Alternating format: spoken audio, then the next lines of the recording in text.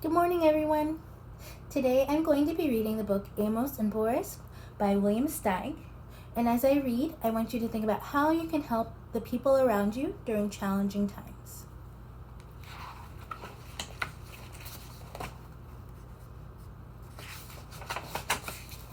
Amos and Boris. Amos, a mouse, lived by the ocean. He loved the ocean. He loved the smell of sea air.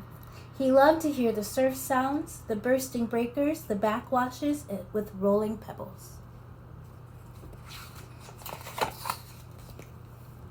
On the 6th of September, with a very calm sea, he waited till the high tide had almost reached his boat. Then, using his most savage strength, he just managed to push the boat into the water, climb on board, and set sail. The rodent, for that was the boat's name, proved to be very well made and very well suited to the sea. And Amos, after one miserable day of seasickness, proved to be a natural sailor, very well suited to the ship. He was enjoying his trip immensely. It was beautiful weather. Day and night he moved up and down on waves as big as mountains, and he was full of wonder, full of enterprise, and full of love for life.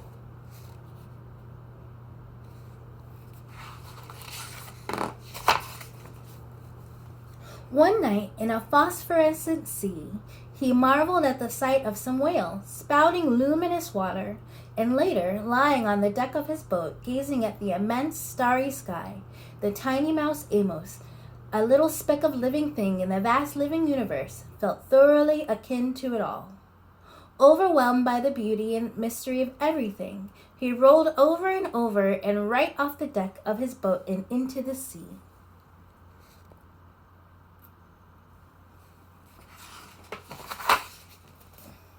"Help!" he squeaked as he grabbed desperately at the rodent, but it evaded his grasp and he went bowling along under full sail, and he never saw it again. And there he was. Where? In the middle of the immense ocean, 1,000 miles from the nearest shore, with no one else in sight as far as the eye could see, and not even so much of a stick of driftwood to hold on to. Should I try to swim home, Amos wondered? Or should I just try to stay afloat? He might swim a mile, but never 1,000. He decided to just keep afloat, treading water, and hoping that something, who knows what, would turn up to save him. But what if a shark, or some big fish, a horse mackerel turned up? What was he supposed to do to protect himself? He didn't know.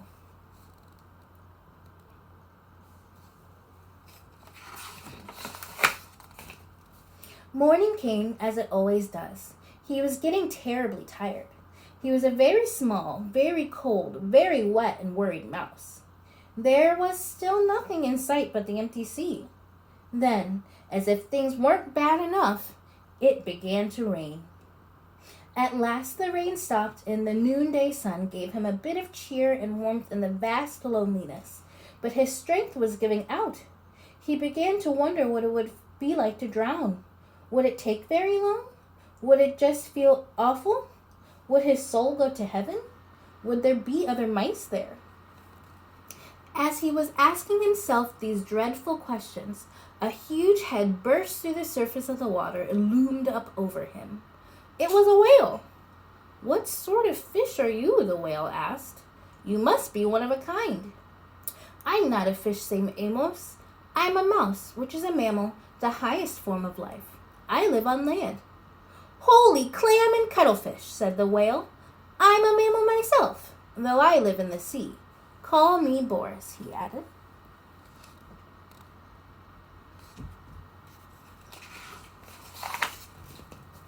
Amos introduced himself and told Boris how he came to be there in the middle of the ocean. The whale said he would be happy to take Amos to the Ivory Coast of Africa, where he happened to be headed anyway, to attend a meeting of whales from all the 7 seas. But Amos said he'd had enough adventure to last him a while.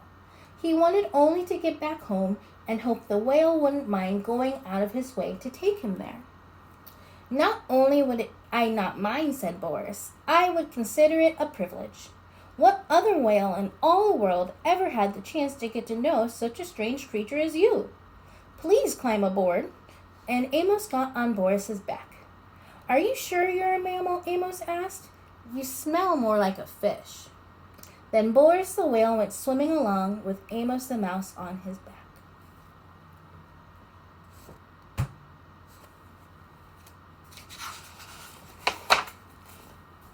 What a relief to be so safe, so secure again. Amos lay down in the sun, and being worn to a frazzle, he was soon asleep. Then all of a sudden, he was in the water again, wide awake, spluttering and splashing about. Boris had forgotten for a moment that he had a passenger on his back, and had sounded. When he realized his mistake, he surfaced so quickly that Amos was sent somersaulting, tail over whiskers, high into the air. Hitting the water hurt.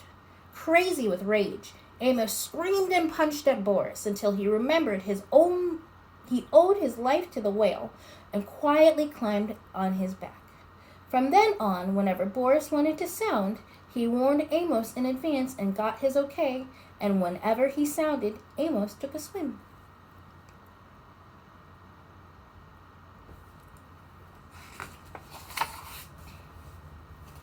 Swimming along, sometimes at great speed, sometimes slowly and leisurely, sometimes resting and exchanging ideas, sometimes stopping to sleep, it took them a week to reach Amos's home shore.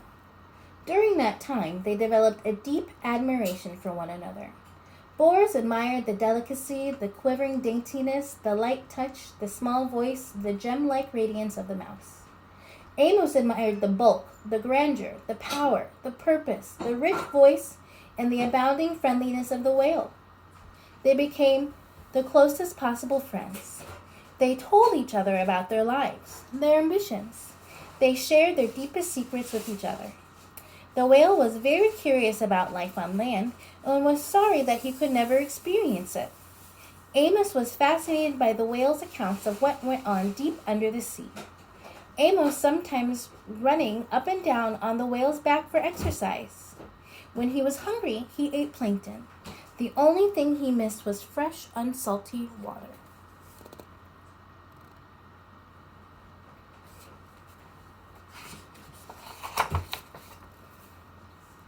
The time came to say goodbye.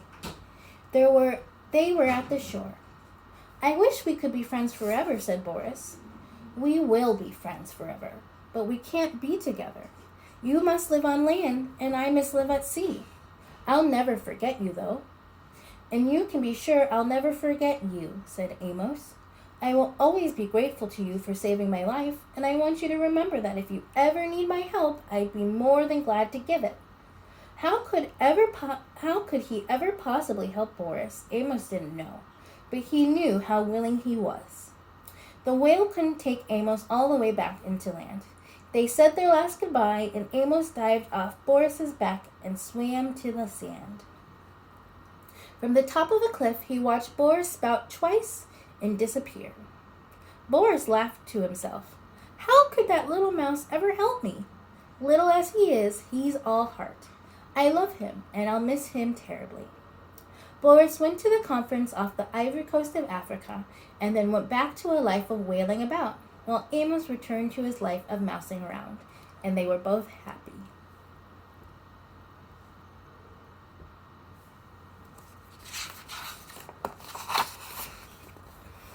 Many years after the incidents just described, when Amos was no longer a very young mouse, and Boris was no longer a very young whale, there occurred one of the worst storms of the century, Hurricane Yetta, and it just so happened that Boris, the whale, was flung ashore by a tidal wave and stranded on the very shore where Amos happened to make his home.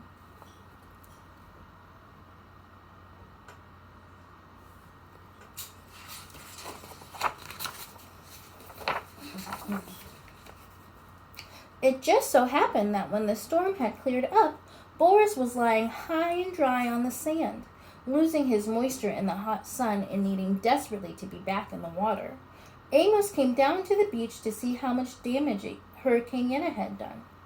Of course, Boris and Amos recognized each other at once. I don't have to tell you how these old friends felt at meeting again in this desperate situation. Amos rushed towards Boris. Boris could only look at Amos. Amos, help me, the mountain of a whale to the moat of a said the mountain of a whale to the moat of a mouse. I think I'll die if I don't get back in the water soon. Amos gazed at Boris in an agony of pity. He realized that he had to do something very fast and had to think very fast about what it was he had to do. Suddenly he was gone. I'm afraid he won't be able to help me, said Boris to himself. Much as he wants to do something, what can such a little fellow do?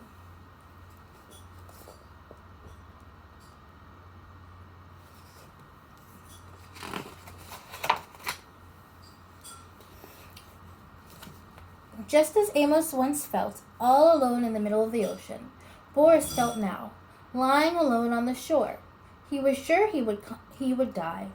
And just as he was preparing to die, Amos came racing back with two of the biggest elephants he could find.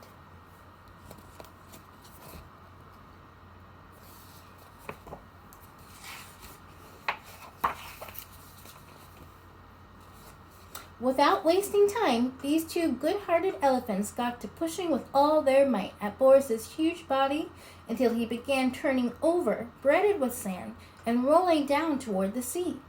Amos, standing on the head of one of the elephants, yelled instructions, but no one heard him. In a few minutes, Boris was already in the water, with waves washing at him, and he was feeling the wonderful wetness. You have to be out of the sea, really, to know how good it is to be in it, he thought. That is, if you're a whale. Soon he was able to wiggle and wiggle into the deeper water.